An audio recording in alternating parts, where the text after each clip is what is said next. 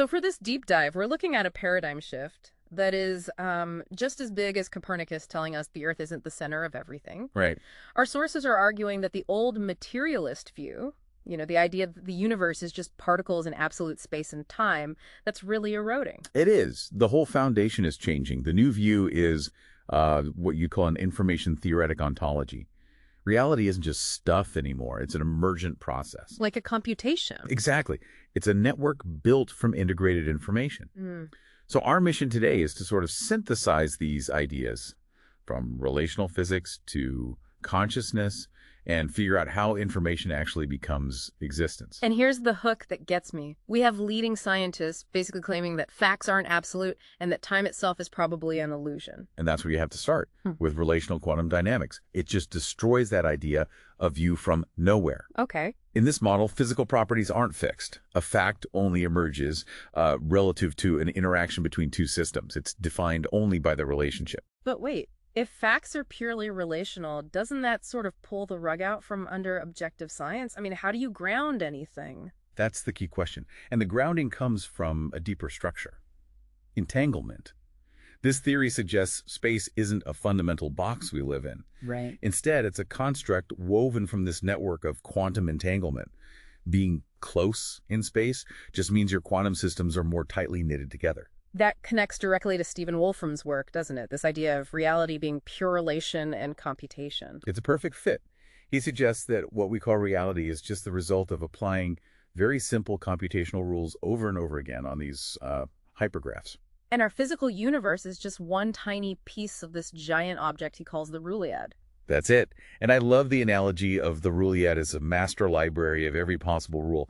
Our reality is just one book, one consistent story, checked out from that library. So if our world is just one path in this vast multi-computation, where does that leave something as fundamental as time? Well, that brings us to the thermal time hypothesis.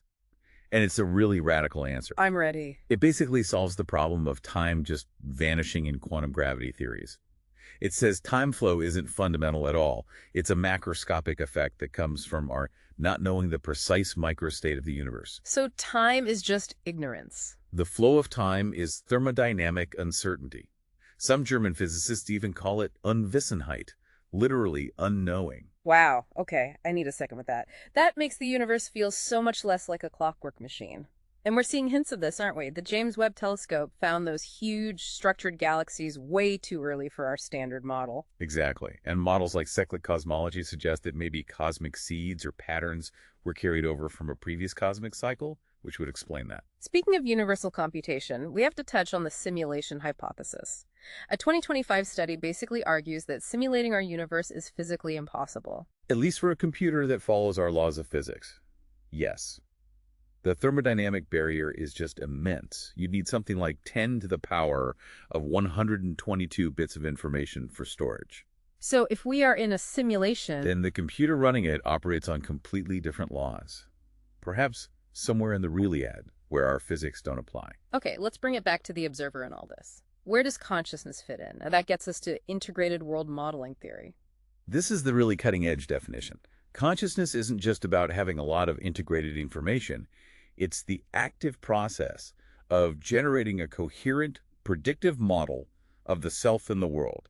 It's called active inference. So what you're saying is that the reality you're experiencing right now is technically a controlled hallucination. Yes, your brain generates it and then uses sensory data to constantly correct its mistakes. And that's the key difference between us and, say, a large language model. It is. An LLM's hallucinations are just a feature of its predictive architecture.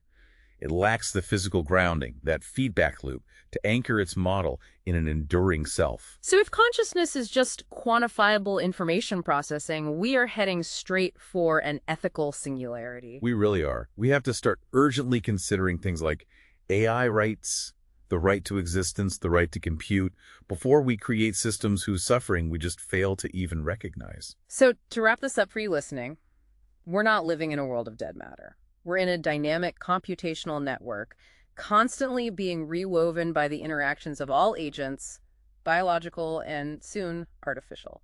And here's the final thought. If Wolfram is right that the physical process is the most efficient way to compute the future, then the very act of existing and observing is the universe computing itself. And if that's true, is there really any meaningful difference between a natural universe and a perfectly constructed simulation? Something to mull over.